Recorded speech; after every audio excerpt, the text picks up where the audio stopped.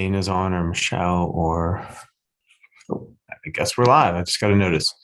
All right, welcome everyone to Education Economic Development. We have a number of committees who are also in other committees, either testifying on their own bill or doing the work of appropriations. So we will get started.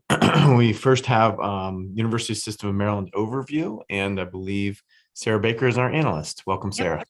Hi, thank you. Let me share my screen here. Here we go. So I want to start with Exhibit 2, which shows the impact of COVID had on undergraduate enrollment.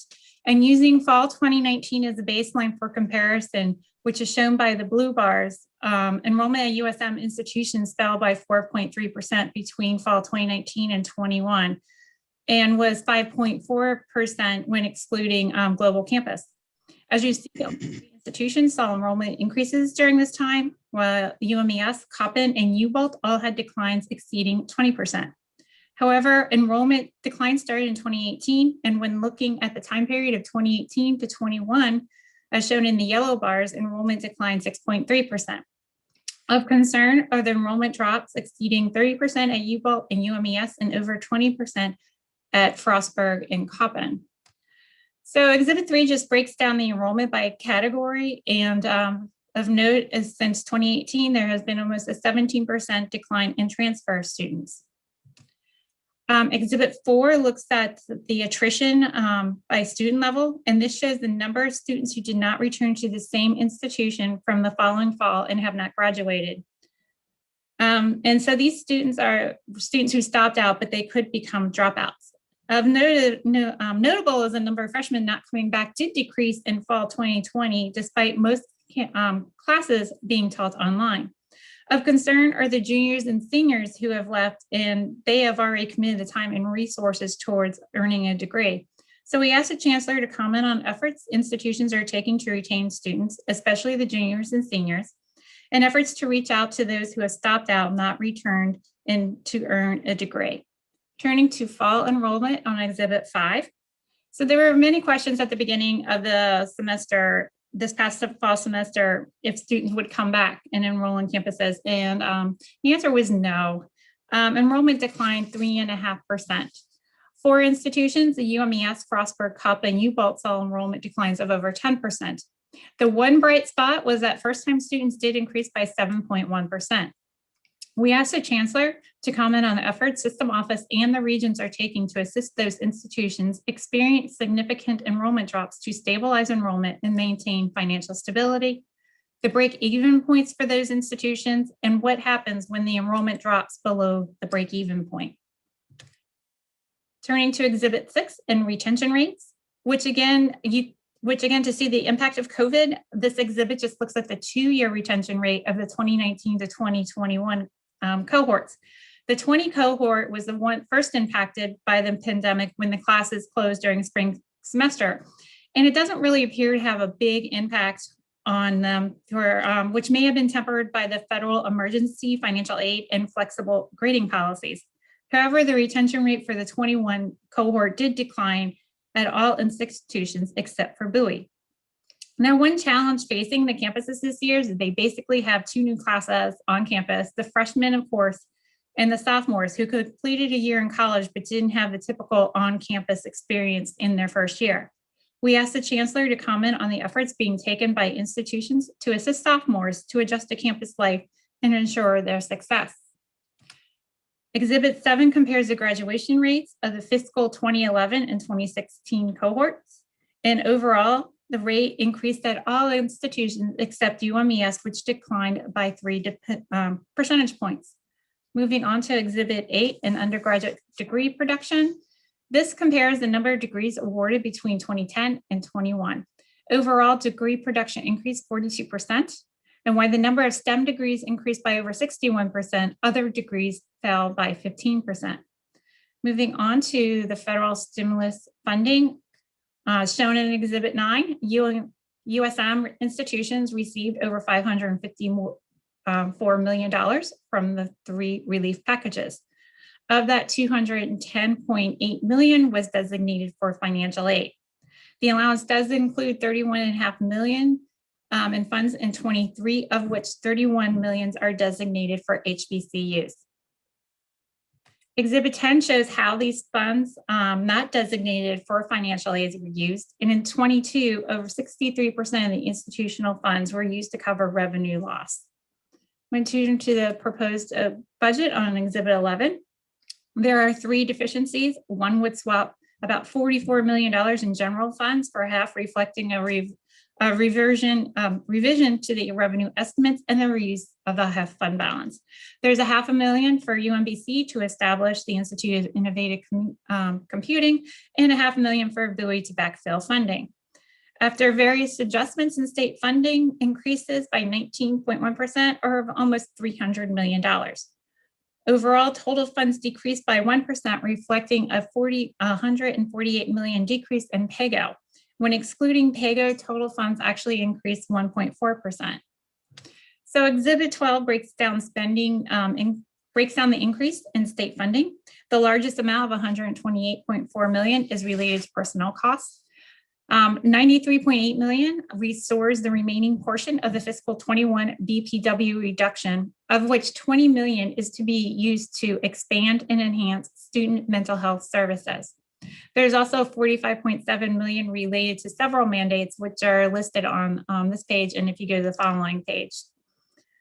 We asked the Chancellor to comment on student demand for mental health service, especially during the pandemic, how institutions are meeting student needs, and how institutions plan to use the $20 million to meet the needs of their students. Exhibit 13 shows revenues and expenditures. And in 21, despite the majority of classes were being taught online and the number of students on campuses were limited, USM did close the year with a surplus of $61.4 million.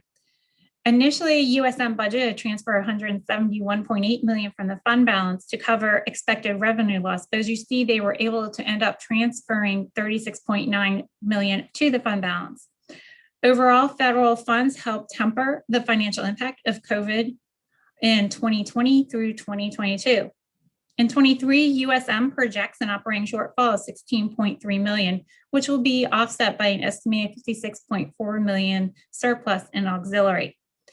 After accounting for a transfer to fund balance, USM would have a surplus of $8.3 million, which could provide a cushion if enrollment and revenues come in lower than projected. Turning to the impacts of COVID on personnel, Exhibit 14 compares authorized and filled positions between 2019 and 21. Overall, the vacancy rate increased from 5.1% to 8.4%, with the highest rates occurring on auxiliary, which makes sense since the campuses reduced their services in 20 and 21 and the current hiring challenges institutions are facing. There is one issue regarding USM Strategic Plan, and this will be presented at this month's Board of Regents meeting. The plan was developed during the uncertainties of COVID, which brought in some temporary and permanent changes to the academic and business models. The goals and targets will focus around the 4 themes listed on the page. And some of the goals from the previous plan are still applicable, such as increasing the number of undergraduate degrees and underrepresented minorities who earn STEM and health-related degrees. Some of the new goals that are listed on the page include improving transfer pathways, creating new credentials, and designing and implementing enrollment management and student success strategies at the HBCUs. So DLS will be monitoring and examining the performance of USM towards meeting these goals in future analysis. And finally, our recommendation is to concur with the governor's allowance. And that concludes my presentation. Okay, thank you, Ms. Baker, for a great analysis. Any questions for our analyst? Okay, I don't see anyone. I don't see any hands, so we'll move to the agency. And I know we have our chancellor with us, Dr. Perman. Dr. Perman, welcome and welcome to your team. I'll let you introduce them as you need to. Thank you, Chair Barnes. Thank you, members of the subcommittee. I have with me Senior Vice Chancellor Joe Boffman, who's our Chief Academic Officer, Vice Chancellor Ellen Herbst, who's our Chief Administrative and Finance Officer, and we will have Vice Chancellor Hogan. who is responsible for our governmental affairs with me. I need to begin my comments with words of thanks for your meaningful support of higher education and the University System of Maryland. Delegates, over many years, I've personally seen the very real impact of your leadership and your support, but beyond me, so too is everyone who lives in the state and who reaps the benefits of one of the most educated and most successful populations in the country. Everyone who reaps the benefit of an economy that's powered by that talent. It's clear that Maryland values public higher education, invests in it, and that puts us collectively in a place of strength. But obviously, we need to make possible the reality of a higher education for all Marylanders who seek it. Which brings me to the governor's budget proposal for the USM. I think the budget does show how much the state values what we do, what we make possible, and it will help us to keep a USM education affordable and excellent. And so on behalf of the USM and its constituent institutions, I unreservedly concur with the governor's FY23 allowance. But let me turn now to the comments requested by Ms. Baker and her team. As always, every year, we are grateful for her analysis. I've been asked to comment on efforts our universities are taking to retain students, especially juniors and seniors, and our efforts to reach out to those who've stopped out of their education. Obviously, student retention and degree completion are very important to us. Last year, the USM recorded an all-time high graduation rate of 72%, well above the national average of 62%. And let me point out here that these successes in graduation rate, these successes in getting students through earlier, during a time when there's pressure on enrollment, this is a contributing factor to a decrease in enrollment. So this desirable outcome also impacts the numbers in terms of enrollment. We had a second-year retention rate of 87%, meaning 87% of students who started as full-time freshmen returned to a system school for their sophomore year. The retention rate goes to 80% for the junior year, 77% for the senior year. We're proud of these numbers, but we're still finding ways to improve. 2 years ago, the Board of Regents established an enrollment work group to engage with our presidents on the issues of access and recruitment, and importantly, retention and success.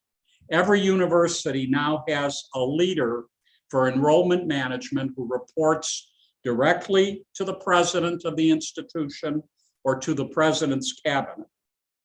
As part of our enrollment management work with the universities, we're analyzing student subpopulations to understand why students stop out or drop out and how to re-engage them.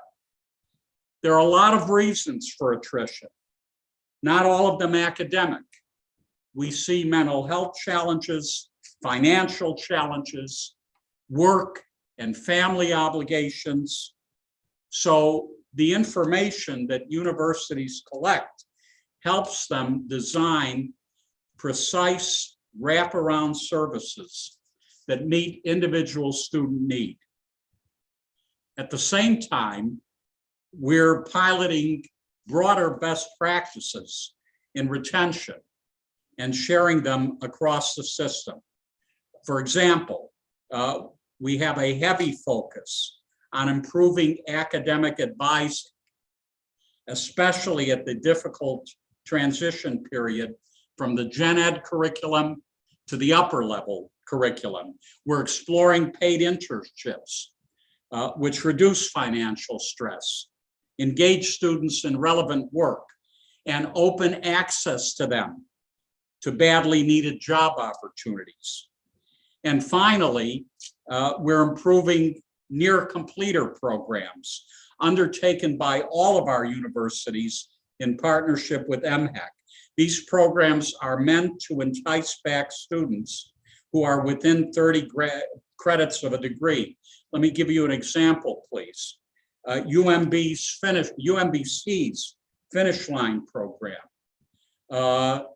UMBC reached out to near completers, connected them with grants from MHEC and others, waived fees, gave them a concierge of sorts to help them navigate admissions and financial aid, streamlined their enrollment in courses, and assigned them an advisor who checked in periodically to see how they were doing, to make sure that they are on track.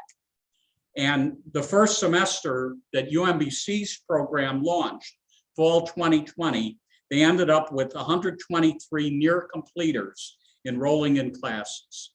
We have other examples. Next issue raised by Ms. Baker, I've been asked to comment on efforts being undertaken by the system office and by our board to help institutions with significant drops in undergraduate enrollment. And there is also a question posed as to what happens when enrollment drops below a university's break-even level.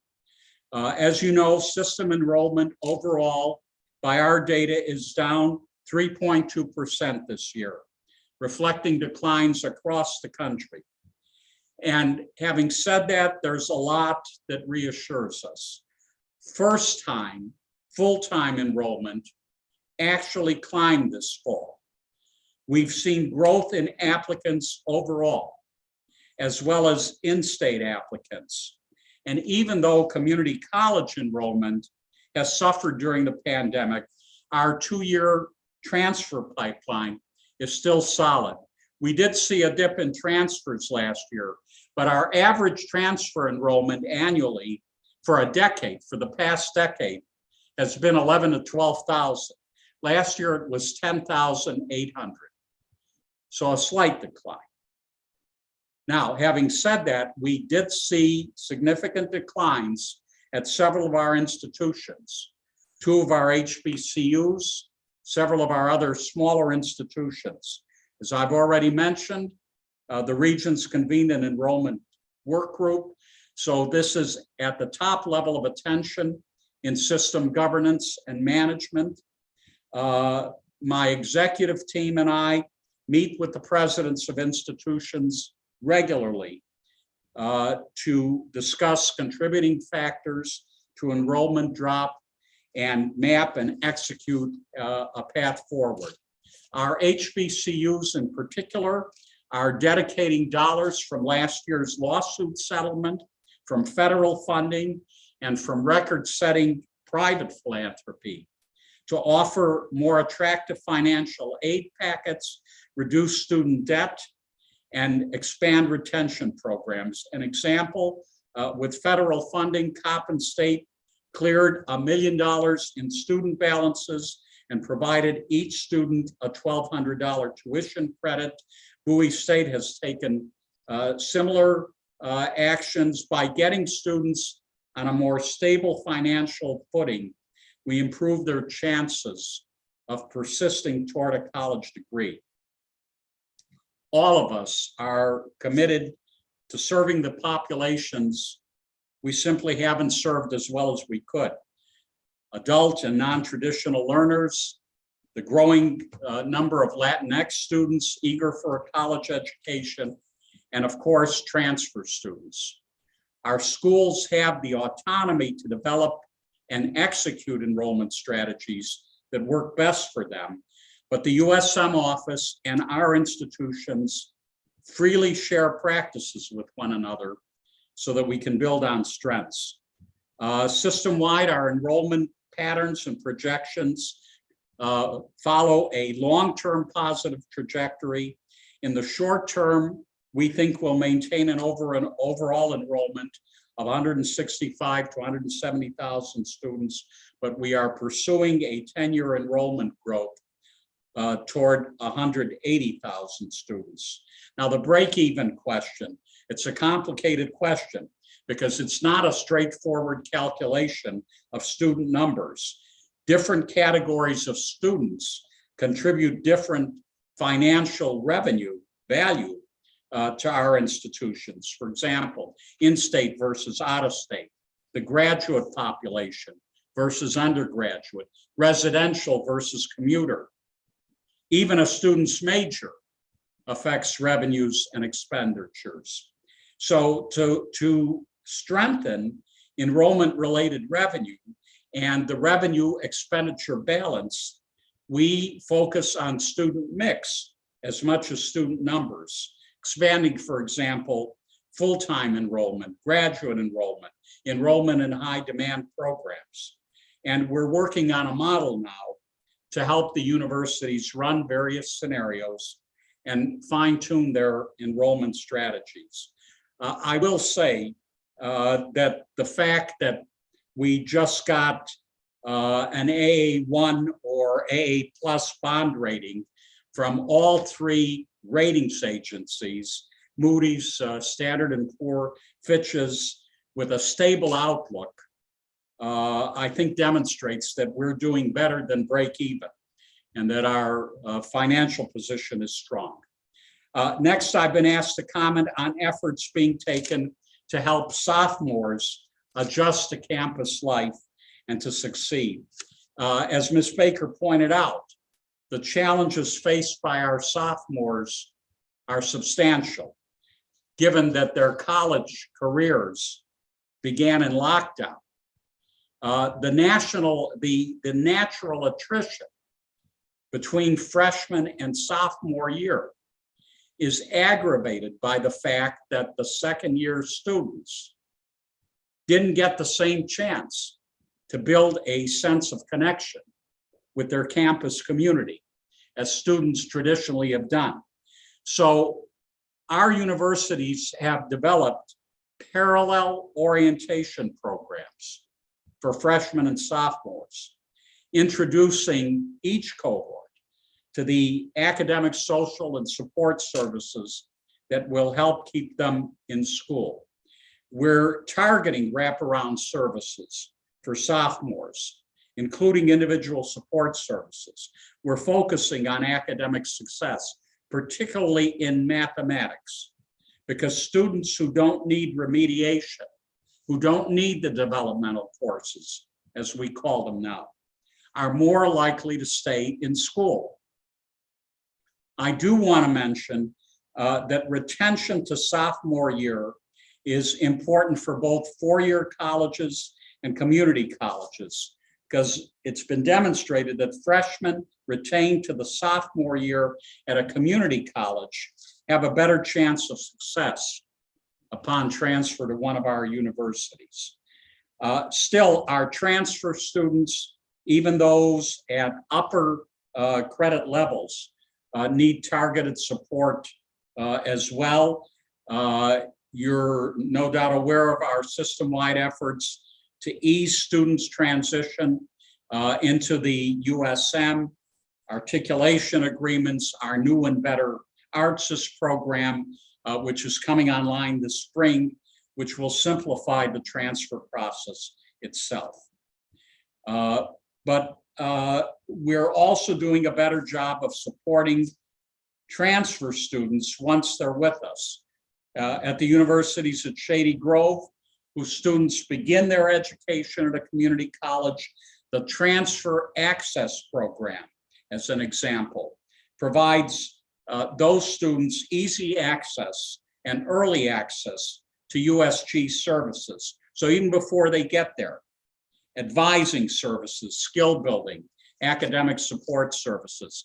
Towson has a transfer student center, which provides a seamless transfer experience and targeted support throughout a student's academic career. Finally, I've been asked to comment on student demand for mental health services, how we're meeting student needs, how we plan to use the funds proposed for this work.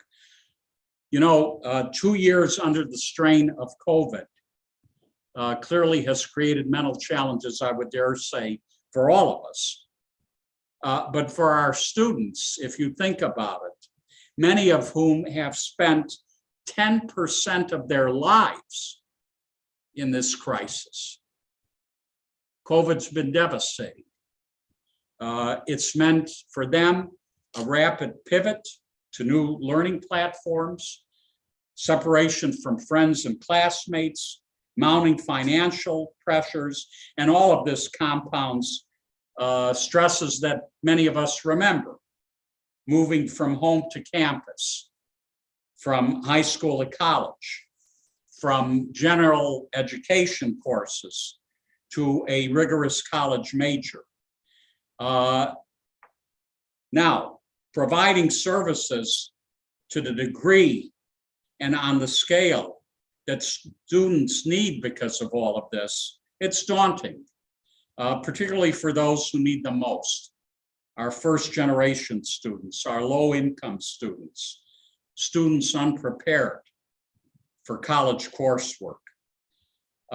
Academic support services that are accessible in just-in-time formats, gotta have it now, need it now, are increasingly important, as is more financial aid, as is more financial counseling, emergency aid for students who need help with essentials like food, housing, transportation.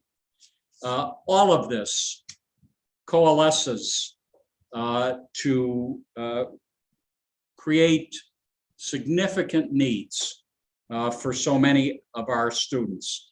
If we can meet these needs, particularly the needs around financial aid and around pressures related to academia, it may, to a degree, alleviate the mental health challenges for some students. But the fact is that we're seeing many more students presenting with serious clinical symptoms. Our mental health professionals are counseling more students who've attempted suicide or have suicidal ideation. We're seeing more emergency petitions, which creates additional stress for classmates and roommates of these students. System-wide, our counseling center directors, our health center directors, our vice presidents for student affairs are meeting regularly to share resources, share best practices. The universities have turned to outside vendors for support in telecounseling and online platforms that engage students quickly and then make referrals for more individualized, more intensive care. But at the same time, our counseling centers have suffered significant losses in professional staff because our salaries can't compete with what individuals can make in private practice, and the extra costs to providing counseling services online and face-to-face are substantial. There's no question that with the full restoration of our FY21 BPW cut, we expect to fill positions that went unfilled earlier in the pandemic, including some of the positions that I just mentioned, those integral to counseling and student support services. But I must say The money's important, but what we've all really need to think through is how we're going to get more mental health professionals. They just are not out there in sufficient numbers. And the system is very committed to trying to figure out how to grow that particular workforce. If that is not done, this problem will not be solved. Members of the committee, I thank you for your time and I welcome your questions. Thank you for your thorough responses, Dr. Perman. We appreciate it as always.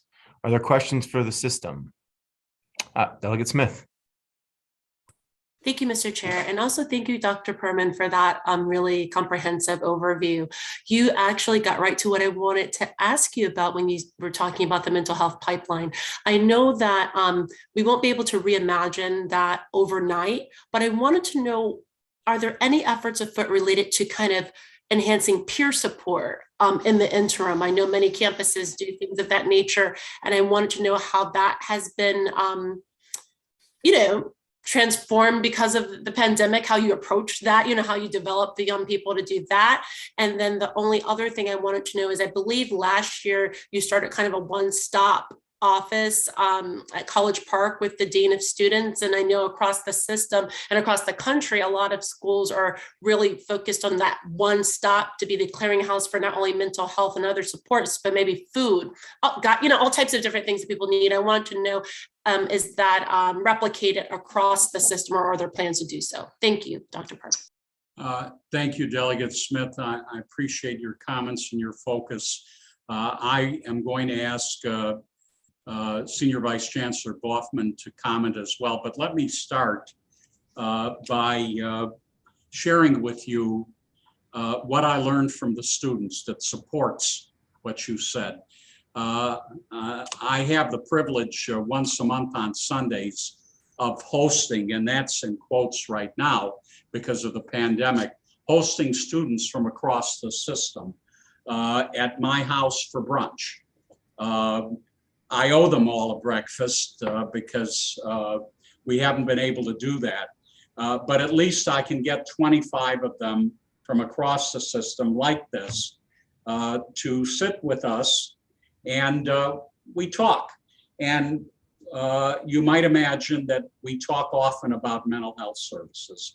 And I'm telling you this story because the students quickly got to the idea of helping each other, of peer support. They have ginned that up. I give them the credit. And so we're supporting them in this desire to learn how to support each other. That's an initiative which inspires me and which we're going to grow. Joe, do you want to comment related to the College Park initiative on One Stop? Well, thank you, Chancellor. College Park has in fact simplified their process. There are multiple parts to this. Part of it is changing the structure of the process itself, but the other is communication and making sure that we are proactive in our communication with our students. And as the Chancellor pointed out, several of our campuses are adopting what they call a near peer support system. But we have to be very careful here on the near peers staying in their lane, if you will, around academic counseling, but reducing some of the kinds of stress, being one step ahead of their near peers and so on, and making sure that the mental health challenges are being taken care of by appropriate professionals. At the same point, I would say, interestingly enough, our faculty shared governance groups have in fact put together some communication to make sure that all of the faculty know where and how to refer students from their classrooms. And once again, not only have the students stepped forward, but the faculty have recognized that they needed some training and some information, and we are providing that. So we are trying several different approaches, but you're absolutely right on target, Delegate Smith. Just one last suggestion. Are there requirements to put basic contact information for some of those forms of assistance, like on the syllabus or things like that in place? Okay, I just want to make sure. There are certainly in the student handbook and in the general syllabi, not every classroom does, but several of classrooms also, in fact, utilize some of that. And as you know, last year, the legislature put forward a bill that now we have the suicide hotline number on the back of every ID card. So in fact, we are taking steps to be where we need to be when we need to be there. Okay. Vice Chair Solomon. Thank you, Mr. Chair. And I will say, I think we added one of the smartest members of the General Assembly in Delegate Smith. She literally could not have been more on point. Those were two of the questions that were front and center in my mind as well. And Dr. Perman, appreciate you being here and appreciate your closing comment. I got to tell you, the practitioner pipeline, I think, is an issue not only that higher ed for their own hiring, but from our school system's perspective. I was talking with our superintendent, and she was telling me, we obviously have a mental health crisis with our K-12 system. It doesn't matter how much money we throw at the problem, they can't find the practitioners to fill it. My other work, I work with the National Association of School Psychologists. They're trying to figure out writ large how to better work with higher ed. So I think you have more than willing partners on this committee and probably in the General Assembly to figure out system-wide how we make those programs more attractive to students, how we can bridge the affordability gap to get more practitioners into that pipeline. So thank you for saying that. I just have two questions. One, would just be curious, maybe it's not even a question, just sort of to put it out there, as you mentioned, the issues with financial aid. One of the agencies that we have a lot of concerns with, particularly in getting financial aid out the door, is MHAC. And I think many of us have mentioned this individually with the institutions that we talk with, but to your staff as well. I think there's a lot of us thinking on how we can fix some of the system issues in MHAC to get all the grants and loan programs that we have out the door quicker and better, especially to our first generation and low income students across the state. So if there are fixes or tweaks that your staff have or policy issues with MHAC that you'd like to see us address, please pass those along. Because I think we're very interested in digging in deep into that.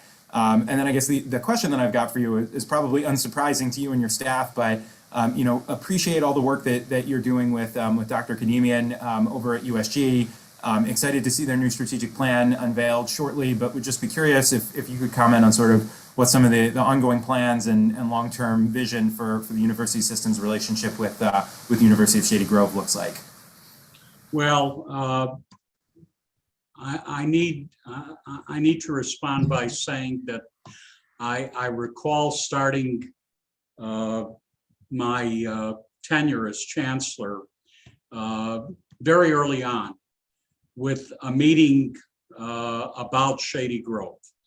I think, and I'm not being critical of anyone, I think that the issue of maximizing all of the opportunities for students and potential students at Shady Grove has been a discussion for 2 decades, if I may be frank. And that's not just long enough, that's too long. And so I committed in front of a lot of people, Delegate Solomon, to say, we're gonna solve it. We're gonna make Shady Grove everything that it can be. And with the hiring of a wonderful director who you mentioned, Dr. Ann Kademian, the rallying of many groups to create this strategic plan, I have every confidence that Shady Grove, USG, is going to grow its star. I know those are fluffy words, but I see the universities at Shady Grove because it's by definition a potential place for great collaboration and innovation in higher education. I see it as sort of a crucible for moving the whole system forward. As you well know, we've got 9 of our universities participating at Shady Grove. What we've done for too long is have each of those universities work in isolation, offering a menu of opportunities at Shady Grove. And that is a loss. We have the 9 right there. We ought to be able to figure out how we can use the 9 together to make a difference particularly for first-generation college goers in Montgomery County. And thank you, Dr. Perman. Thank you, Mr. Chair. All right, any questions, any further questions for the system? I don't see any, so Dr. Perman, thank you again, and we'll look forward to seeing you soon. Thank you, Chair Burns. We'll move on to the next portion of our agenda. We have Morgan State University and our analyst, Ian Klein. And I'm going to go ahead and share my screen, so just bear with me for one moment. All right, everybody should see the presentation now. And we are going to go ahead and get started on page 5 with Exhibit 1, which shows total under. Ian, I'm so sorry. I apologize. I did neglect that we have 2 witnesses for the system. I'm so sorry. Let me just pause. Apologies. Take that back down. Then that's my fault. Todd Holden and Relford Matthews from ASME are both here. And Todd and Relford, I'm so sorry, but floor is yours. Relford, after you. Go right ahead.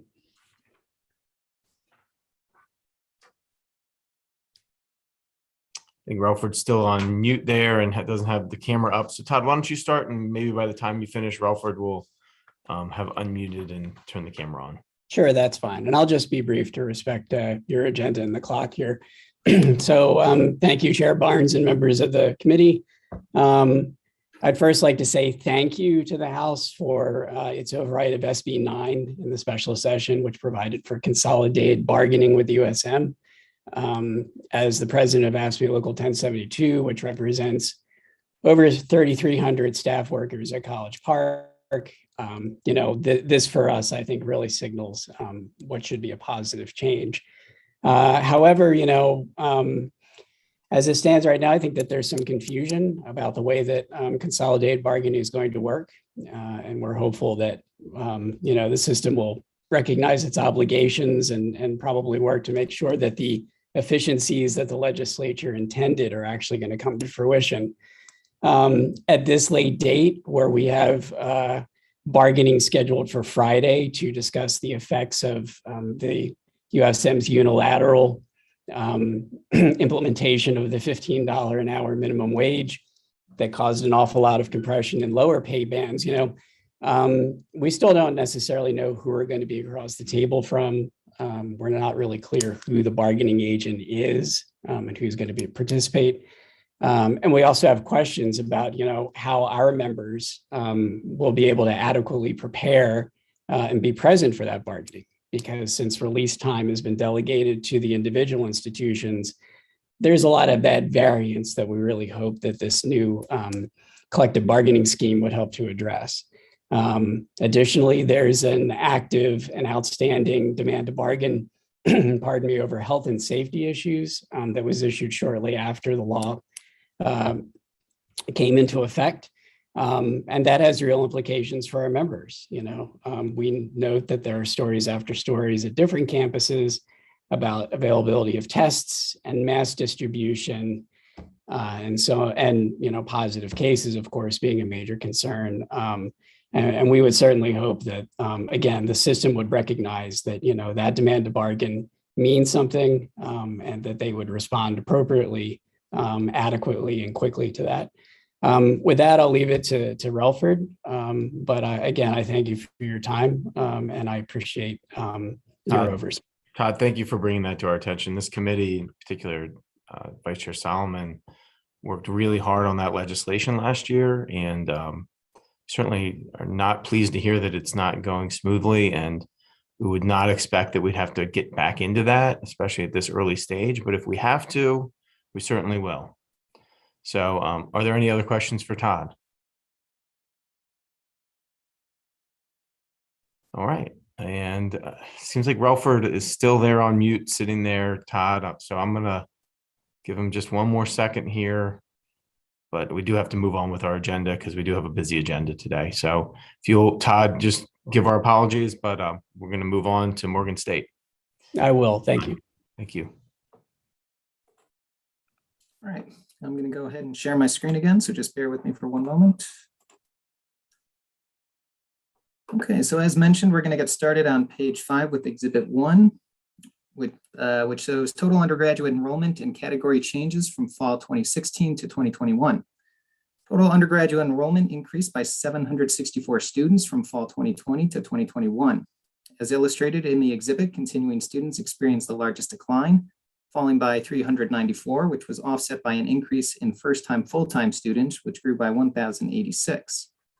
Exhibit 2 on page 6 documents the changes in undergraduate applications. As illustrated in the exhibit, the number of applications grew tremendously in fiscal 2021, totaling over 15,500.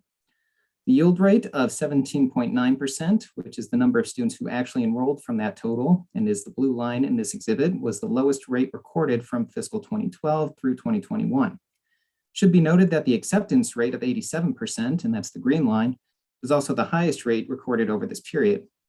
DLS asked the president to comment on retention strategies in place to ensure that this cohort academically persists, identifying if there are enough resources at the university to handle such a large cohort of first-year students.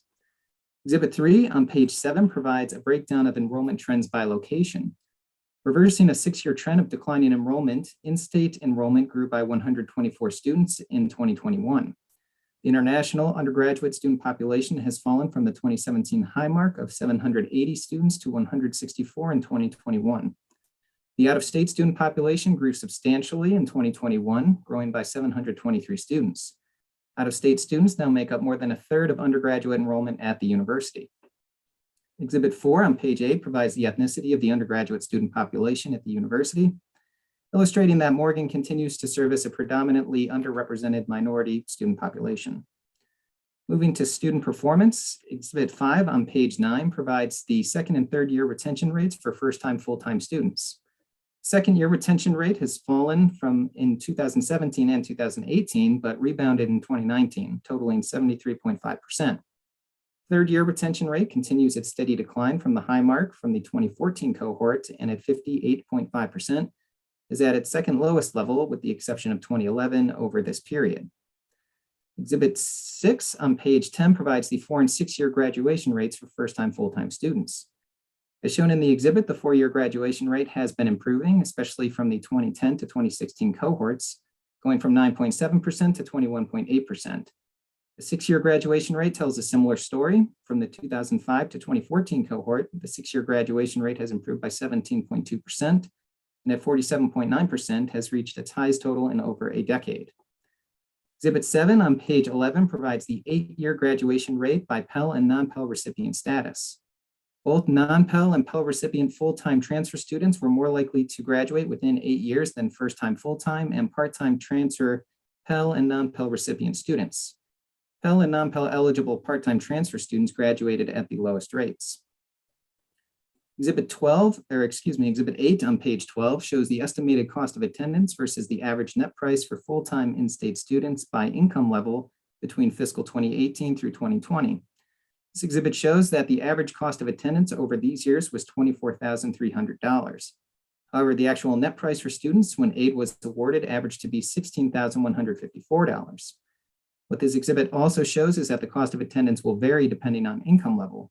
For example, in fiscal 2020, it cost a student $13,266 with a family income of under $30,000, but $21,767 for a student with a family income of above $110,000. Exhibit 9 on page 13 shows the amount of institutional aid awarded and the total dollar amount of awards provided by category. The amount of institutional aid awarded has increased from $12.8 million in fiscal 2016 to $18.6 million in fiscal 2021. Need-based aid totaled $11.1 million alone in fiscal 2021, which was the result of a new financial aid optimization model adopted by Morgan. The U.S. Department of Education recently began reporting the median debt for 2017 and 2018 graduates by field of study in an effort to give students a better picture of outcomes at the program level. Exhibit 10 on page 14 illustrates that the median debt of students ranged from just over $27,000 for architecture majors to over $37,000 for fine and studio art majors. Exhibit 11 on page 15 provides the budget changes for unrestricted funds by program from fiscal 2021 to 2022. The largest dollar change was in research, which increased by $33.2 million. DLS asked the president to comment on why unrestricted fund expenditures were negative on research in fiscal 2021. Spending on auxiliary enterprises also increased substantially, growing by 17.1 million. This was the result of a return to on-campus activities and contractual services associated with those costs, as well as cost of living adjustments and athletic expenses, among other costs. Operation and maintenance of plant grew by 11.2 million, also as a result of return to on-campus operations and the conversion of contractual employees to full-time status. Moving to the impact that the COVID-19 pandemic continues to have on the university. Exhibit 12 on page 16 provides an overall summary of the total funds that were allocated to Morgan through the various higher education emergency relief funds, or HERF stimulus programs. In total, Morgan has received over 128 million in federal stimulus funds, of which 26.8 million was required to go directly to students in the form of emergency financial aid payments. In terms of the financial impact that the pandemic has had on the university, Exhibit 13 on page 17 documents the fiscal 2021 effects. For the 2020-2021 academic year, which was fiscal 21, Morgan moved to a remote-only instruction model, except for research and laboratory programs, and froze tuition rates. These actions resulted in a substantial loss of auxiliary revenues and anticipated tuition and fee revenues. When including all other lost revenues and additional expenditures associated with the pandemic, Morgan documented a $52.8 million budget shortfall. When the Board of Public Works reduction was included, that total shortfall was 62 million. In order to eliminate this shortfall, Morgan utilized a mix of reduced operating cost and subsidies provided from the various federal HERF packages.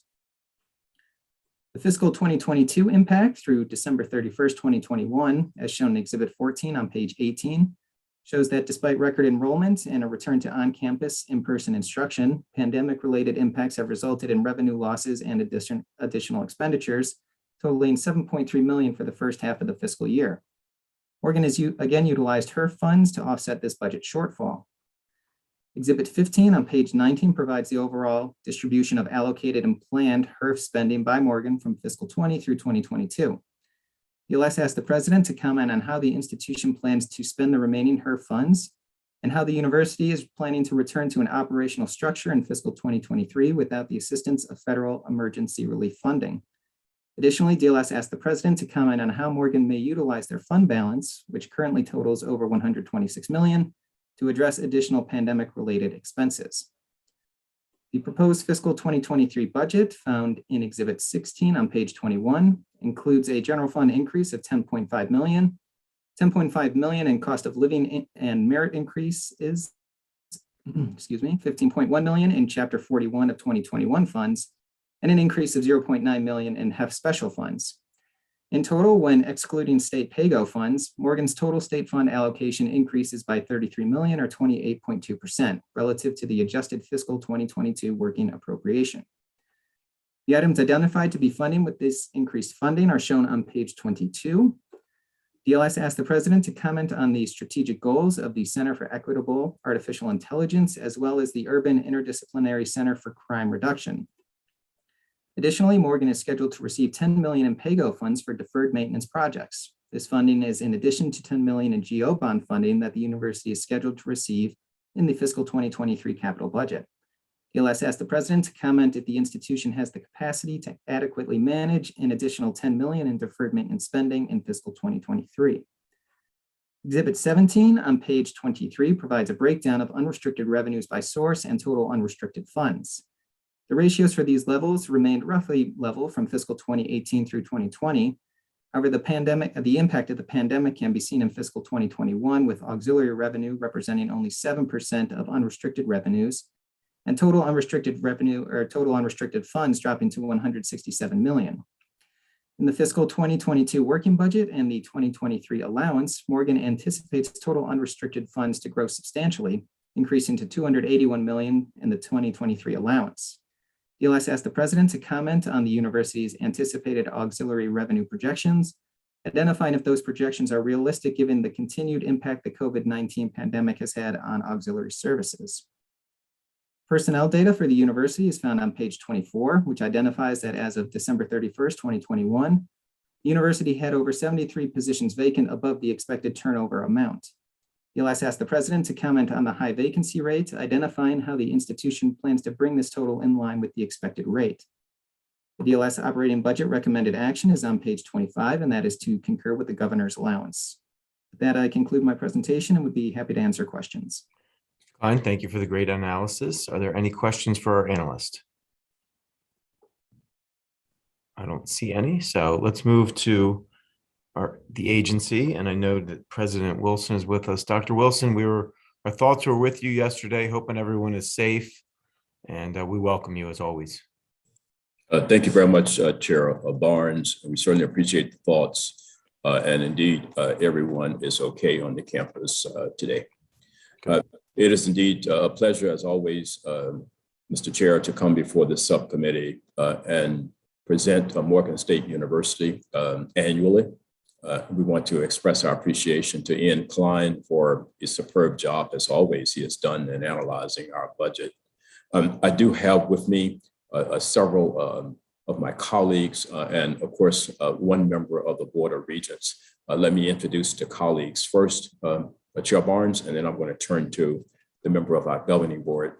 I have with me our Executive Vice President for Finance and Administration, Sydney Evans, our Vice President for Enrollment Management and Student Success, Dr. Kara Turner, and our Associate Vice President for Design, Facilities, and Construction. That's a lot there. Ms. Kim McCalla, whom I think all of you have had an opportunity to interact with. And so with that, we are also pleased to have with us Dr. Shirley Malcolm, who is a member of the Board of Regents at Morgan, and she also chairs the Finance and Facilities Committee. Dr. Malcolm is one of this nation's foremost advocates for STEM and STEM inclusion, and her spectacular career is still unfolding as the head of the Directorate of Social Sciences at the American Association for the Advancement of Science. And she also serves as a trustee for Caltech, in addition to being a member of the Board of Regents. And so I'm going to turn this over, Chair Barnes, to Dr. Malcolm for a few comments, and then I'll get back and go through the budget as it has been presented to us. That'll be fine. Dr. Malcolm, great to see you. Welcome. Good to see you. Thank you, Chair Barnes, and thank you, President Wilson.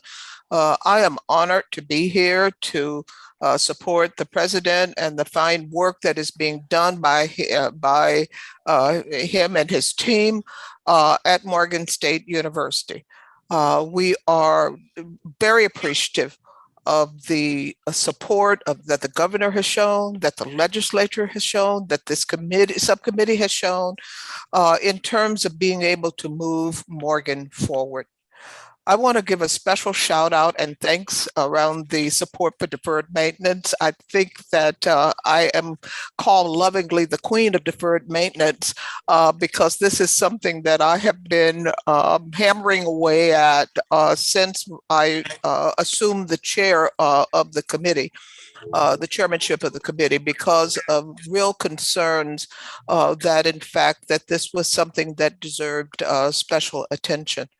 I am incredibly pleased, as are the other regions, with the momentum and the direction of Morgan State University. I look at the strategic plan that we unanimously agreed to, and I see all of the right things that are there. And one of the things that I do want to comment on is Morgan's commitment to reach R1 status. And I say this as a person who is invested in very heavily in the sciences. And I understand that only with the kind of infrastructure and support of an R1 institution are we going to be able to really tackle the research questions and the solutions that are needed to address the challenges of urban populations and marginalized communities. And so I am excited with the direction and with the energy and the momentum of Morgan, and I want to express my appreciation and the appreciation of the Board of Regents for the support that you have shown as we move forward into the rest of this decade. Thank you. And Thank you. And thank you very much, Dr. Malcolm, for representing the Board of Regents and expressing the excitement on the part of the board for the direction that we are taking the university. Chair Barnes, just a few comments in terms of our overall written testimony, and then I get to the questions. Of course, we are in the pandemic, as you know, and I have coined vernacularly a phrase here called the West Side of COVID. And I hope we are seeing a little bit of now the West Side, meaning that whatever we are seeing on a daily basis in terms of positive testing will slowly recede. And so as such, we have put in place here at Morgan the strategies that we felt would help guide us through the pandemic, always being led by our superb public health officials here on campus. And that is included in the testimony. In terms of the last 10 years, we have been focused laser-like on our strategic plan. As Dr. Malcolm has indicated, we only had 5 goals. And of course, one of those goals was to elevate the research standing of Morgan, from an R3 institution to an R2 institution. We were thinking that we would be able to do that in 10 years by 2021, but we were able to achieve that 3 years earlier in 2018. And so Morgan now is a research institution, very high research R2. As of last night, there were only 2 other R1 institutions in our state, Johns Hopkins and the University of Maryland, College Park. But I did get word from my friend and colleague Freeman Raboski at UMBC that he got a phone call last night indicating that UMBC has now been elevated by Carnegie to R1, which is where Morgan intends to be next. And so we know that it can be done, looking at the kind of resources that the state has invested in UMBC, much in the way that Dr. Malcolm has just indicated. That's what it takes. And we are focused on addressing urban challenges. We are the only public comprehensive high research institution in Baltimore City. And as the future of Baltimore City unfolds, that is really going to depend a lot on where Morgan is going, because Morgan has many of the keys to address those urban challenges. We also focused over the last 10 years on student success, and we had measurable metrics. The board, of course, has a plan that's metric driven that we report to every year, letting them know how the type of progress that we're making. But in this particular case, we focused on retention and graduation rates, first of all. And so Morgan had rarely achieved graduation rates in the 70s over 50 years or so. And so we started that process. And when I came on board, our retention rate was about 67%. And you saw from the analyst report that we are now the 11th straight year where our retention rate has been above 70%. That has never happened since retention rates were recorded in the history of the state of Maryland. Likewise, when I arrived, our graduation rate was 29%. 6-year graduation rate. We indicated that was not going to take us into the future. And so therefore, under the great leadership of Dr. Turner and our faculty here, we were able then to slowly increase that to the point where it's about 48%, as reported by Mr. Klein. While that is perhaps a 17 or so percentage point increase, it is more than a 30 to 45% increase in your graduation rate. And we don't want that to be lost as well.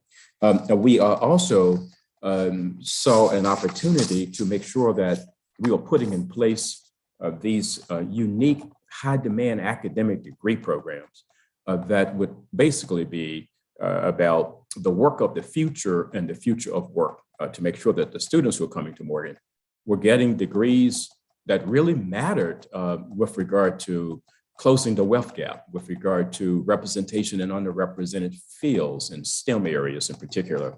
And so we have instituted degrees that right now, Morgan is the only institution in the state of Maryland offering them. One is in cloud computing at the baccalaureate level, only institution in the state that is offering a degree in cloud computing. The other is in advanced computing.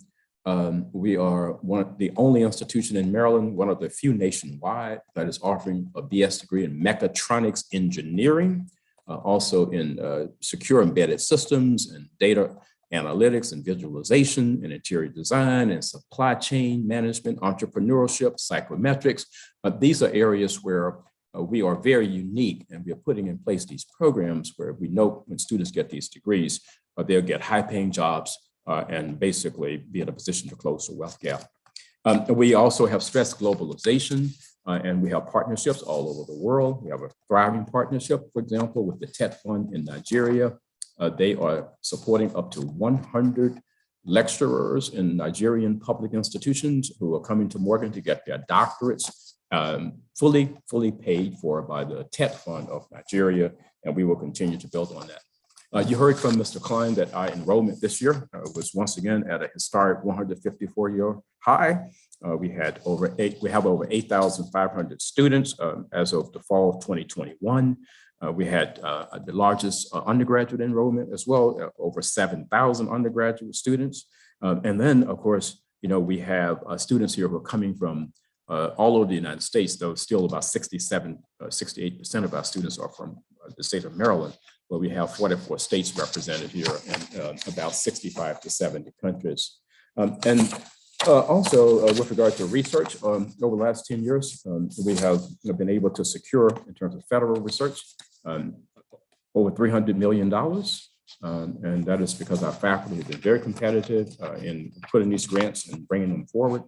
You may have read that we were very, very pleased to go in partnership with UMBC, and we secured the Guest Star program from NASA. That's a 3-year program, $72 million, of which Morgan will receive about 29 million, and UMBC about 33 million, and the rest would be divvied up amongst several national universities as well.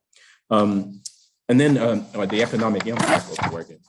We have an economic impact of $1.1 billion annually, of which about 674 million of that is in Baltimore City.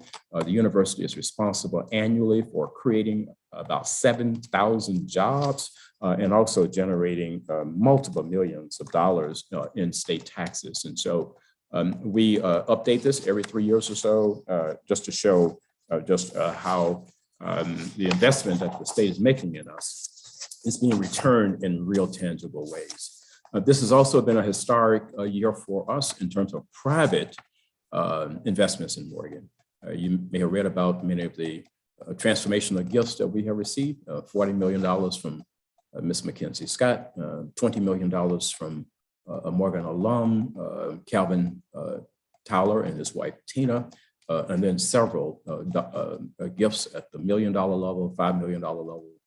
This has just been an incredible year for us to attract private philanthropy. We are certainly appreciative to this committee and all of you for supporting the HBCU settlement bill. We are slated to get 15.1 million from that this year.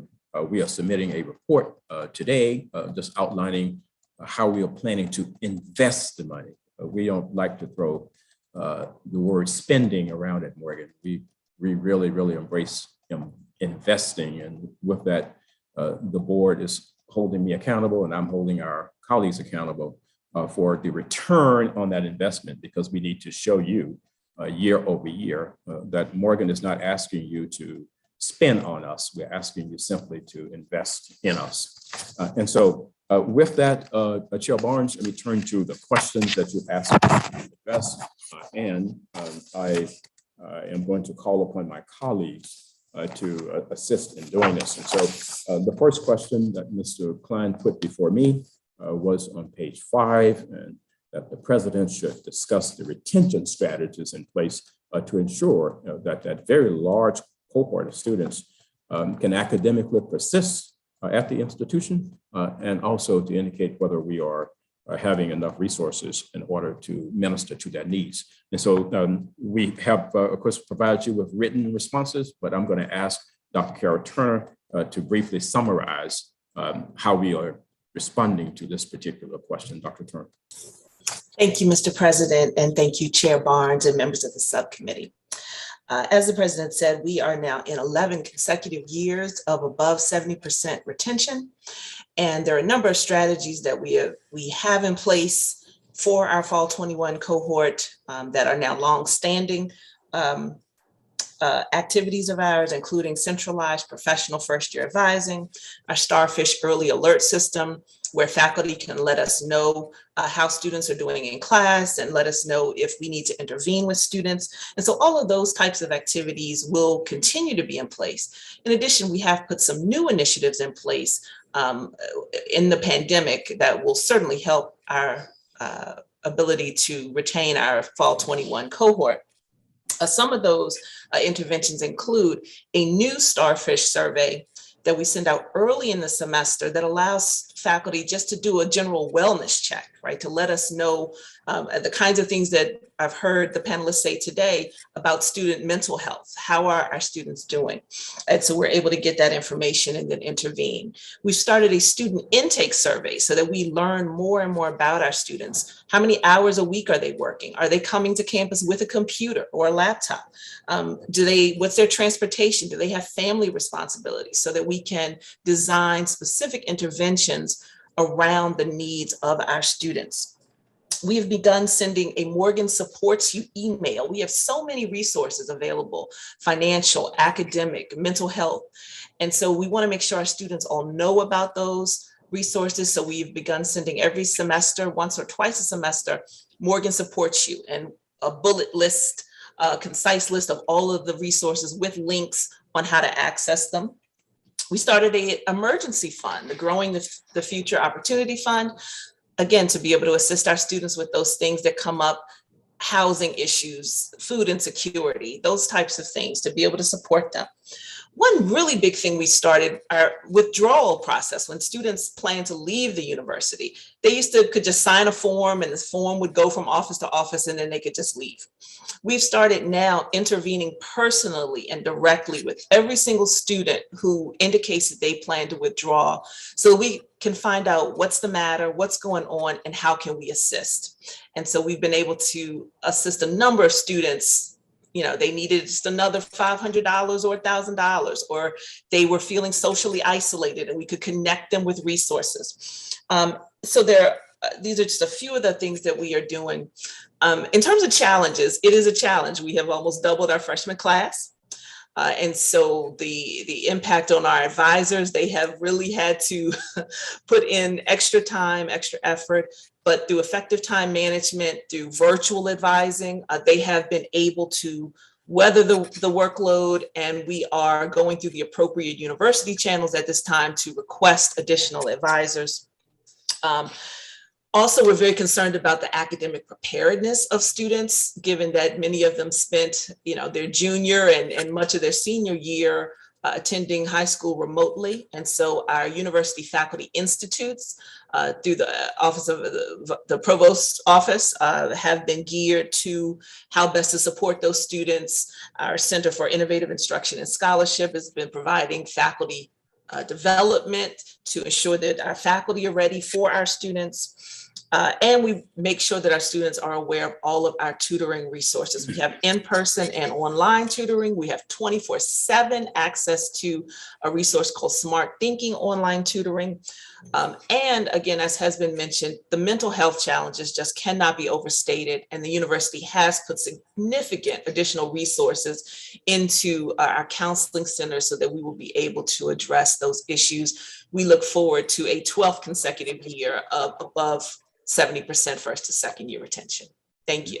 Thank you, Dr. Turner. And as a result of all of the efforts that you heard from Dr. Turner and just a gazillion more, we have received 3 national awards from various prestigious national associations on our efforts with regard to student success here at Oregon.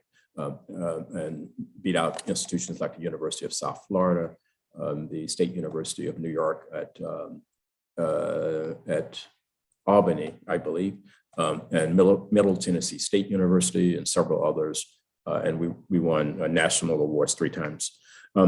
I'm going to ask Mr. Sidney Evans to take the next 2 and briefly summarize those. You said the president should comment on why unrestricted fund expenditures were negative on research in fiscal 2021, and then how we plan to use the HERF funds, if you will, that are remaining as we continue into 22-23.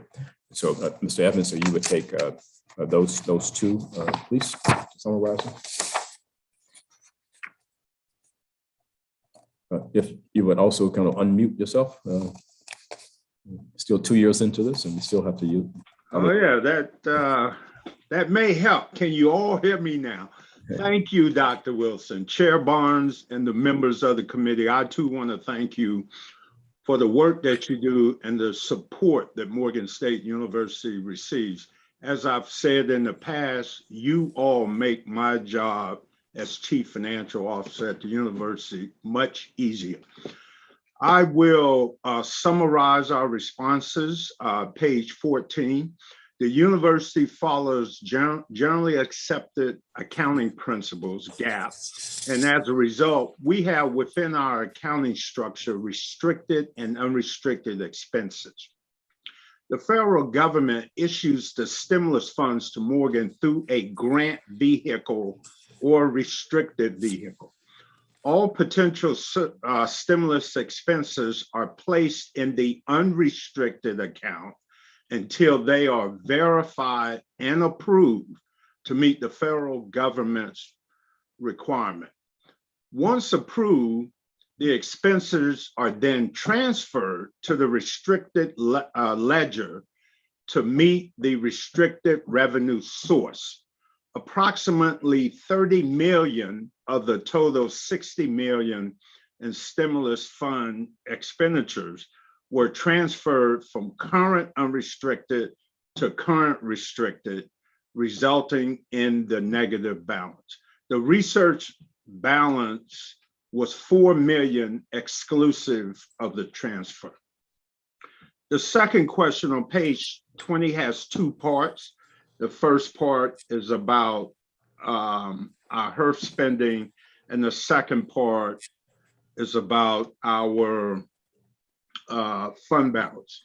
All HERF funds are governed by strict federal guidelines. The university has been very diligent in making sure all such expenses follow federal guidelines. The university intends to use the remaining funds for several infrastructure projects to improve indoor air quality, mold remediation, and other health-related structural enhancements. Our goal is to improve the fiscal environment for our students, faculty, and staff for the post-pandemic era. These projects will be integrated into the university's very comprehensive deferred maintenance plan that Regent Malcolm mentioned. And this plan is designed to reduce over $200+ million of deferred maintenance background. The second part of the question refers to our fund balance. The university does not intend to use its fund balance for these projects. The goal is to spend the one-time funds provided by the federal government through the HERF program. Additionally, the university's financial plans are to build our fund balance to ensure long-term financial sustainability of the university. Lastly, I would like to mention both rating agencies, Standard & Poor's and Moody's, have commented that Morgan's fund balance is smaller than for other universities in our bond rated category of A+ and A1 respectively. The proposed additions to Morgan State appropriation and the new revenue from increased enrollment will help Morgan to return to a stable operating environment. Thank you. Okay, and speaking of those agencies, we of course receive A+ bond rating, stable outlook, and Morgan leads the nation's HBCUs as having the highest bond rating in the nation. And so we're very, very appreciative for those investments. Let me say a word or two about the next two here. Our provost, you just joined us, but I'm going to just give you a highlight of these next two centers. You asked me to comment on the strategic goals for the Center for Equitable Artificial Intelligence, as well as the Center of the Interdisciplinary Center on Urban Crime Reduction. Briefly, the Center for Equitable, I have to put equitable in there, artificial intelligence and machine learning would be very unique to Morgan. We assembled a blue ribbon panel in November, including a Nobel Prize laureate and several individuals who are members of the National Academies to come and help us think through how we invest in the university in a way, research-wise, that will respond to some intractable challenges that we see in our immediate area and in our state, as well as what we see in the large environment. This was the #1 recommendation that came out of that panel, was that Morgan, given our incredible diverse faculty here, has this unique opportunity to create a Center for Equitable AI, of which it would have 2 or 3 very, very specific goals. One would be to ensure that algorithmic bias, the implicit bias that actually would go into the construction of these algorithms, that's teased out, and you don't end up with robots who are behaving like we do, but they are behaving in a biased manner.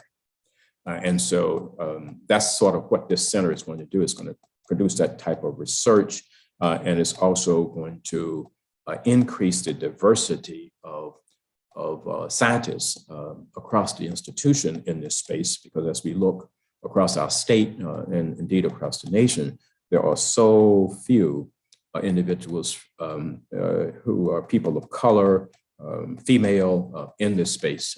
And so we intend to address that as well.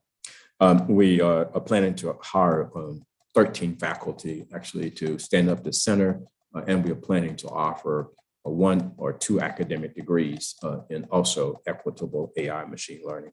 The Interdisciplinary Center on Urban Crime, quite frankly, members of the committee, there's no way that we would live up to that core value of Morgan called integrity by being in the city of Baltimore and seeing just all of the challenges around violence.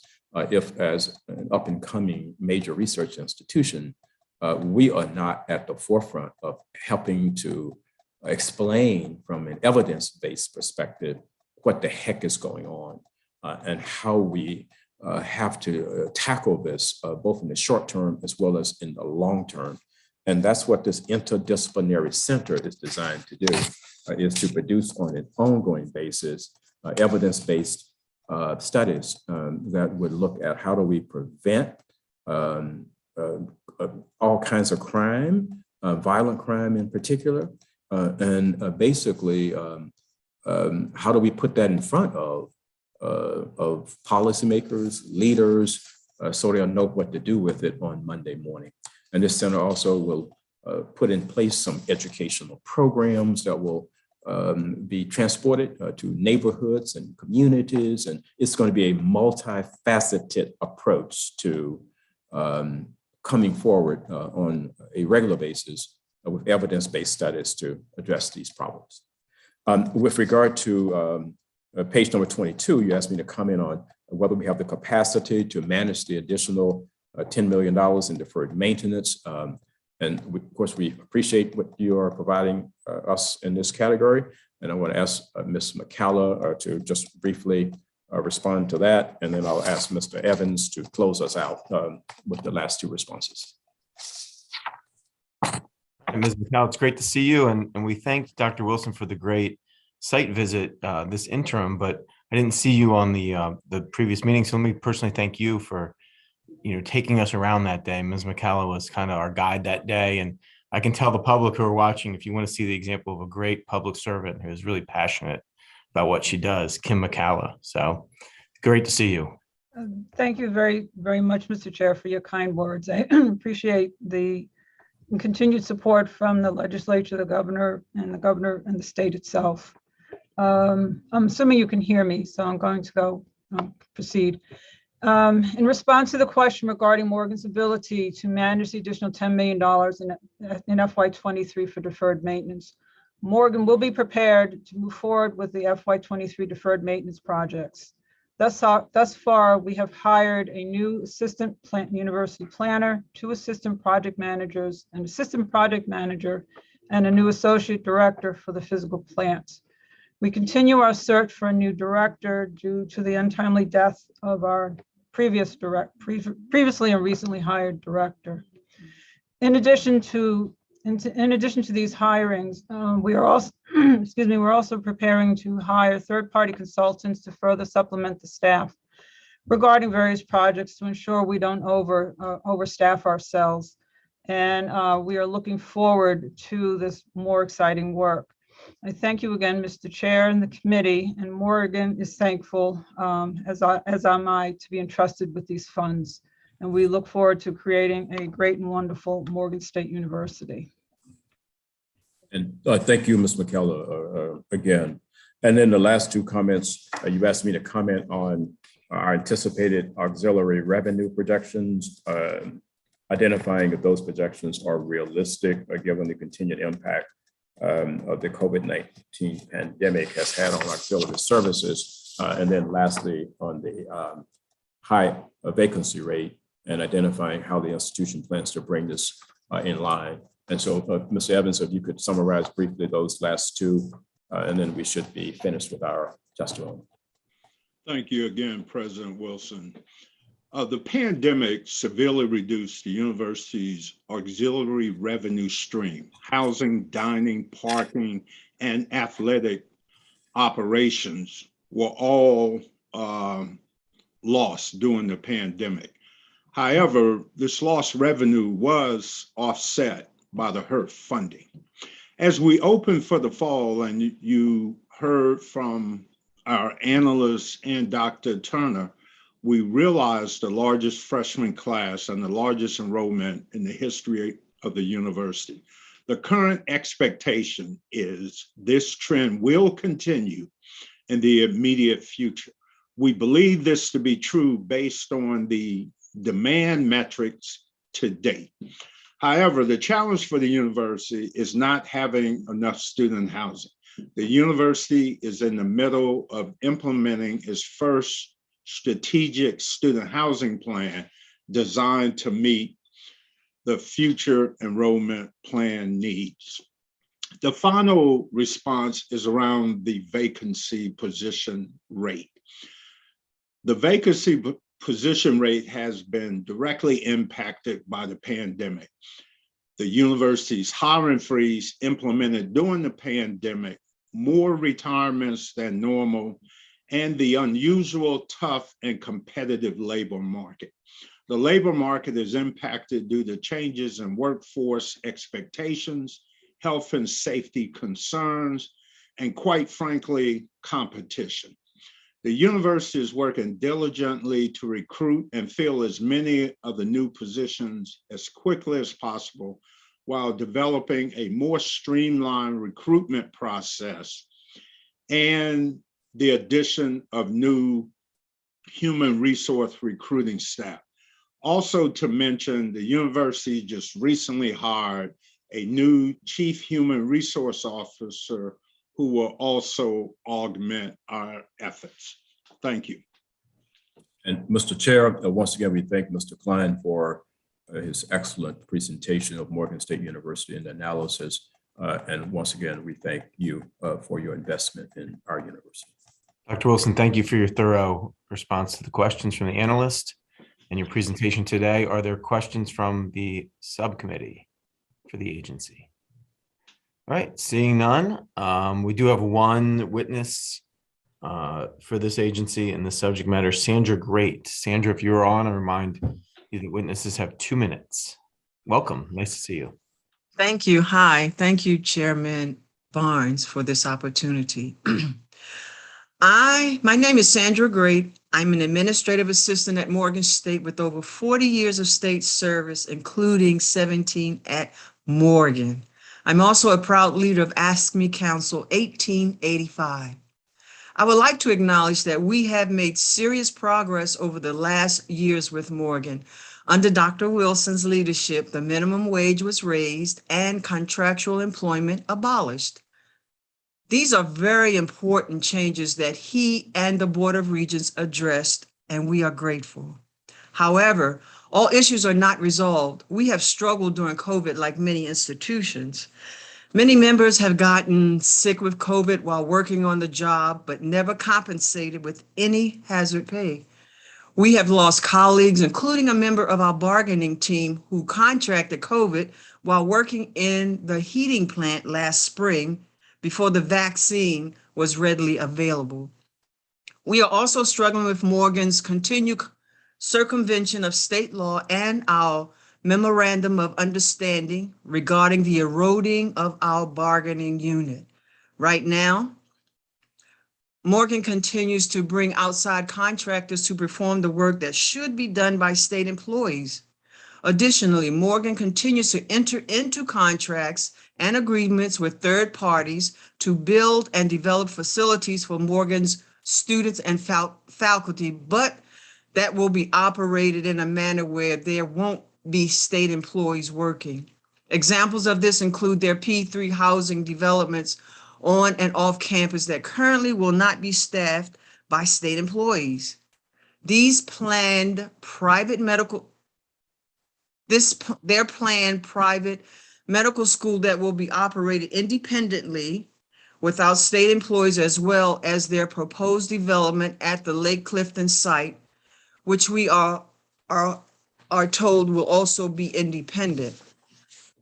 These actions are wrong and against the intent of the General Assembly in their legislation for state services to be run by state employees.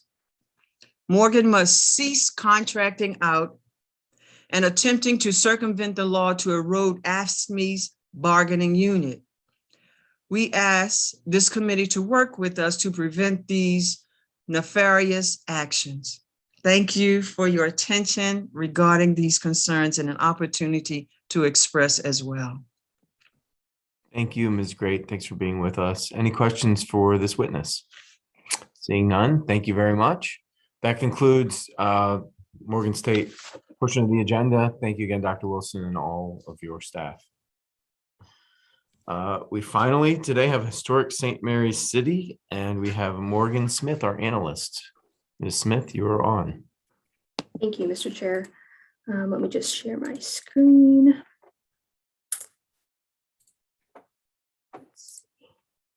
Can you see my screen?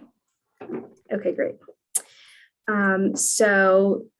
This first exhibit just shows that the operating budget for Historic St. Mary City Commission decreased by 9.2% in fiscal 23 to $5.2 million. And that allocation is broken up amongst several functions of Historic St. Mary City. And I just want to point out that maintenance, public programs and education, and research archaeology total $3.5 million of this budget. And that's the vast majority of the operating budget that they have. I'm going to show you Exhibit 2, which is the proposed budget. I want to point out a few things in the where it goes chart. First, there are going to be several one-time purchases in fiscal 22 that were not carried over into fiscal 23, including the one-time purchase of a tractor and other equipment, fiber optic cables that were installed at the Broome Howard Inn, and some costs associated with the backlog of maintenance projects. You'll also see that there is a one-time deficiency appropriation for archaeology services at the Maryland Heritage Interpretive Center construction site. That totaled about $153,000. And also impacting the budget is a few federal grants that were not awarded to the commission in fiscal 23, and that totals about $80,000. So all in all, that's the big changes for the budget in fiscal 23. As far as personnel, the Historic St. Mary City Commission grew by one position between fiscal 22 working appropriation and the fiscal 23 allowance. And that position is a director of advancement position. The commission is hoping to use that position to further goals set by the board, as well as growing funding sources for their various needs. You will notice that in the fiscal 22 allowance, it reflects 4 full-time equivalent positions that were allocated in the fiscal 22 deficiency. And those positions were not retained over into fiscal 23, which accounts for that change of 4 positions. I want to touch on the visitors to Historic St. Mary City site.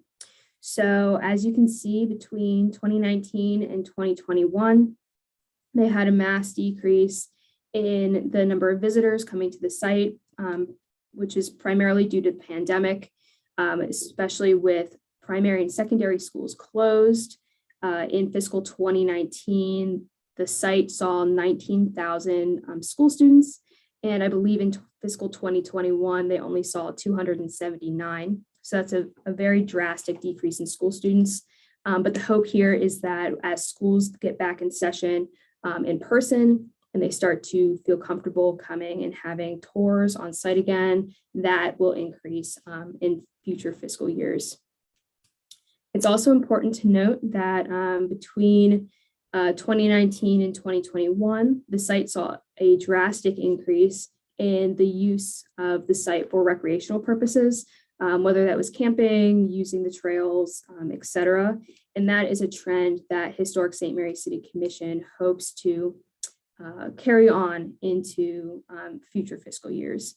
We've asked the department to submit a report talking about how they hope to maintain this higher rate of recreational use, as well as get the other buckets of attendance back up to normal operating.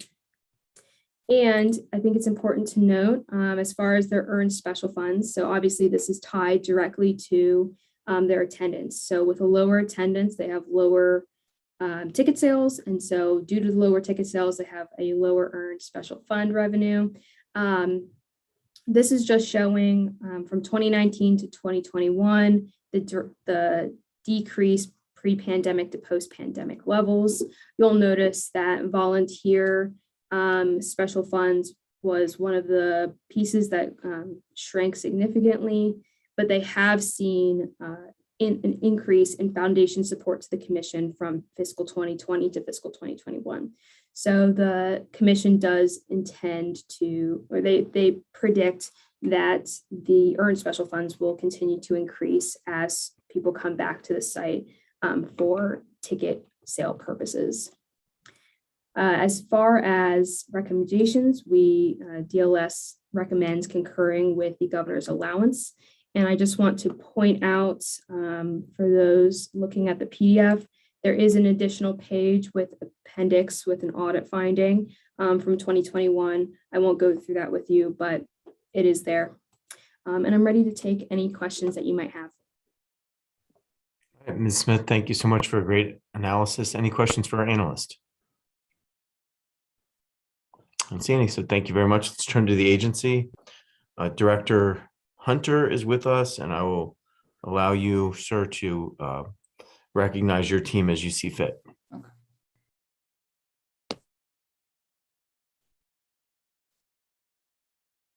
Doug, you're on mute. You're muted, Doug. There you go.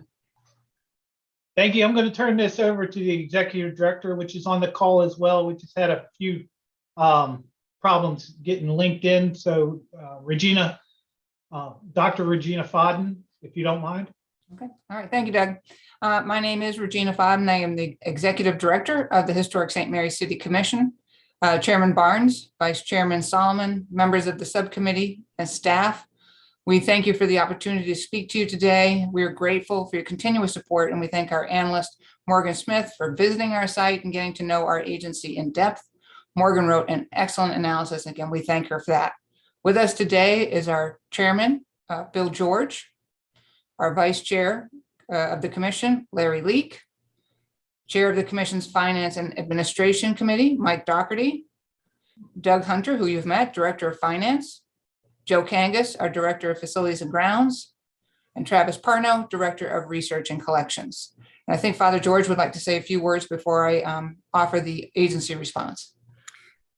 Thank you, Chairman Barnes, and all you members of the committee and your staff for taking good care of this little state agency. We're a little one, but I think we're really important because we do protect the history of Maryland. And I got to commend Dr. Fodden and all the staff for trying to be honest with the history. We show the warts as well as the good stuff. And Travis keeps finding the new stuff that's really old. But I really thank you for the support. And I always, one of my mantras is to remind Dr. Fodden that it's really the children. What I see as our biggest, besides being directly, doing the archaeology, of caring for the children, making sure that the children all throughout our state know the true history of historic St. Mary's City, but also of its history. It has all kinds of generations, and that's our People to People program, where we involve the Native Americans, the African Americans, the whole community with the good and the bad. And I really admire the work that Dr. Fodden has done. She's probably one of the most professional and honorable women I've ever known. So take her word directly. You'll find her very honest. Anyway, I know I'm not supposed to pray on in the delegation, but anyway, may God bless you. Thank you. Thank you, Father.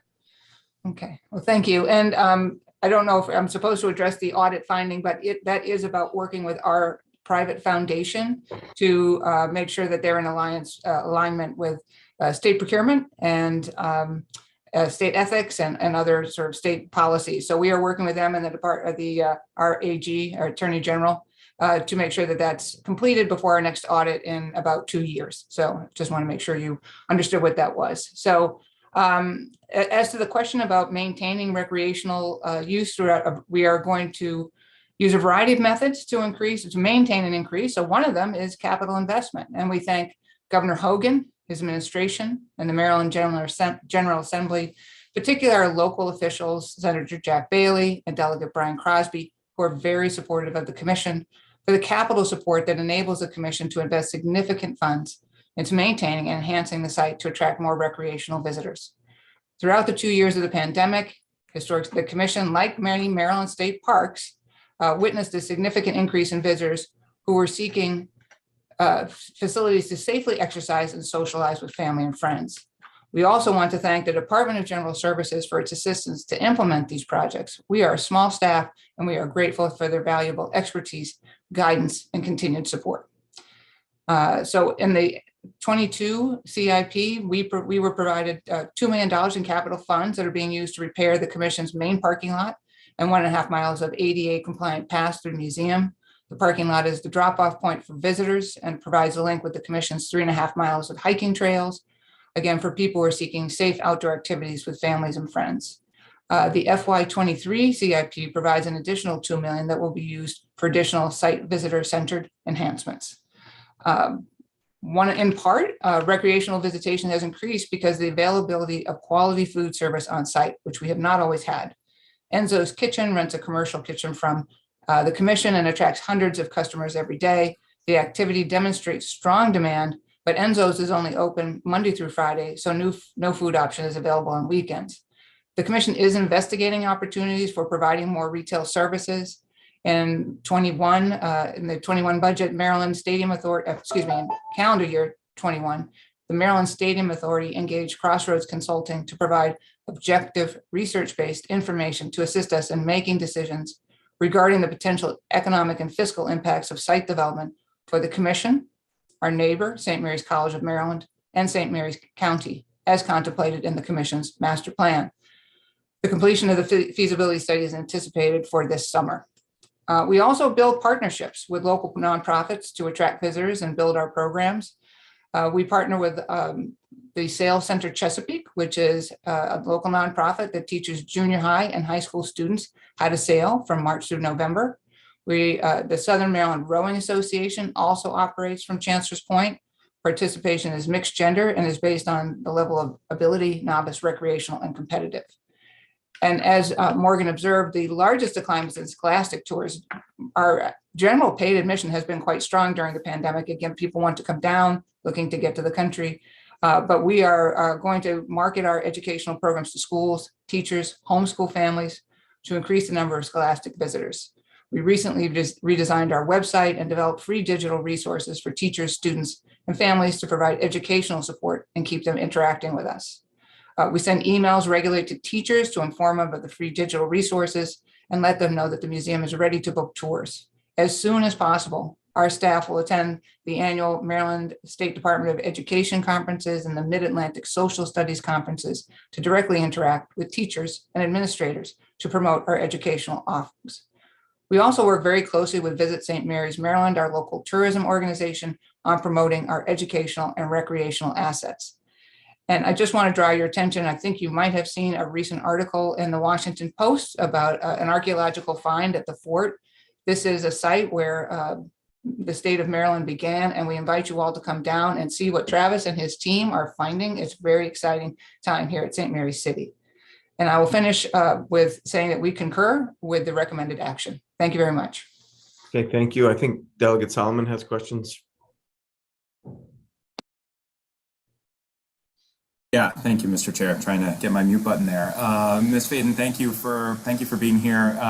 Yes, I just had a couple of questions. I talked with Delegate Crosby, who had some concerns that he wanted us to convey. And I think, speaking on behalf of himself and Senator Bailey, so I was hoping maybe you could address the sort of two lines of questions that I wanted to get at. The first, and I think it's probably a concern of the committee overall, obviously we have a lot of issues with unfilled PINs, across the state government. And so, when we put more money in, I think it's really important that we want to see those PINs filled. And I know, Senator Bailey and Delegate Crosby worked really closely with us last year to get the additional PIN for the Director of Advancement, and it seems like it's still vacant. I was wondering if you could talk a little bit about whether that position's been filled, what the plans are. He mentioned that there potentially was somebody who was already sort of doing that role, and so we're just curious to hear what's going on with that position and how come it's still vacant.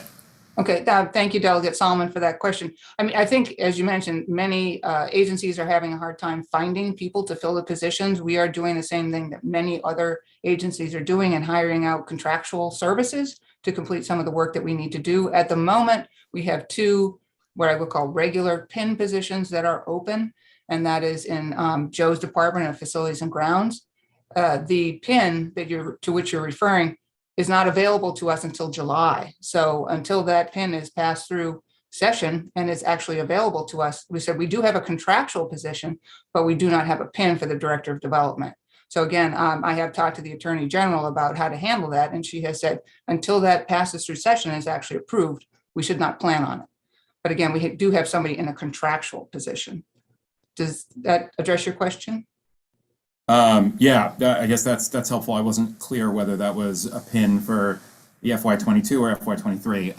And then I guess the other set of questions I know that Delegate Crosby wanted me to touch base with you on is just the concern over the CIP funding and the use on the capital side of things. So he conveyed to me that he's receiving numerous complaints from folks about the state of the facility. And so, you mentioned in your response that the money's been used on the parking lot and some of the trails. Can you elaborate a little bit more on maybe what the discrepancy is between what he and Senator Bailey are hearing from the community and what your response is here? Sure, absolutely. And we thank you for the question. So and I'm going to forget her name, from Morgan State University, who is focused on deferred maintenance. We have had decades of deferred maintenance here. And so Joe has worked very hard on, and he's a very skilled professional who came to us after 25 years in business to get our site up and improved. And again, the capital funds we spent quickly into, like I said, the parking lot and the paths. but we are spending this year operating funds that we have not spent on other areas, like I said, to get their number of rental properties. Some of them are very visible from Route 5. And so some of them, we have a failed septic tank. I'm sorry to get into this level of detail, but we had to tear down a tree. We had to do some testing. I mean, it takes a little time. And so we are aware of these, and the commission, and Mike and Father could talk to this, and Larry as well, that we are aware of these complaints, and we are doing everything we can to address them in this fiscal year and as quickly as possible. So we understand, like I said, we are, like I said, a very visible site. We have 835 acres. People live in this neighborhood, and we take that very seriously. I said, and so the commission has been working, a small working group has been getting together with commissioners and staff to tackle these issues and get them resolved as quickly as possible. Thank you. We're certainly proud of the work that you all do down there, preserving the history of our state. I would suggest that you get together with Delegate Crosby, because his concerns are our concerns, and he is on the ground there representing the area. And, as we consider your budget as it's moving forward, I think it would be helpful for you to make sure that any concerns he has are alleviated. Absolutely. Thank you very much. Thank you. All right. Any other questions for Historic St. Mary's? I don't see any. So thank you for being with us and closing us out today. Just real quick, hanging in. Chairman Barnes, I want you to understand, I've had a number of conversations with both our Delegate Bailey and Senator Bailey and Delegate Crosby. So we're communicating as honestly and as clearly and as quickly as we can. And we have a bunch of new commissioners, and they're going to be very energetic people. It's a wonderful crew. And I think we're in good hands with Dr. Fodden and her staff. But honestly, I'm doing my best to be as transparent and as honest and get it done as quickly as we can. Good. And we hope you'll just redouble those efforts and keep it up. So thank you. Thank you all. Thank you. Yeah.